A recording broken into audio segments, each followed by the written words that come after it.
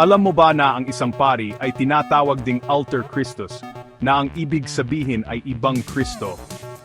Pero paano kung ang kanilang mga kilos ay taliwas sa mga turo ni Kristo? Ang katagang alter Christus ay tumutukoy sa misyon ng isang pari na kumatawan kay Kristo sa kanilang buhay at ministeryo. Kabilang dito ang pangangaral ng mabuting balita, pagbibigay ng mga sakramento, at pagiging halimbawa ng kabanalan. Gayunpaman, kung ang isang pari ay kumikilos ng labag sa mga turo ni Kristo, halimbawa, sa pamamagitan ng pagtanggi sa kanyang mga turo o pagpapakita ng masamang halimbawa, hindi siya technical na tinatawag na anti-Kristo.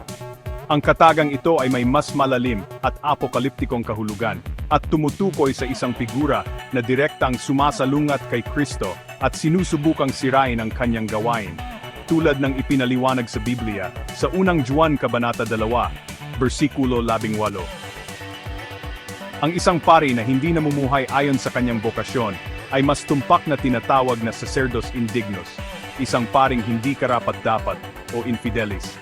Hindi tapat sa kanyang misyon at sa mabuting balita. Siya ay kumikilos na contra Christum, laban kay Kristo, ngunit hindi palaging tinatawag na anti-Kristo sa teolohikal na kahulugan.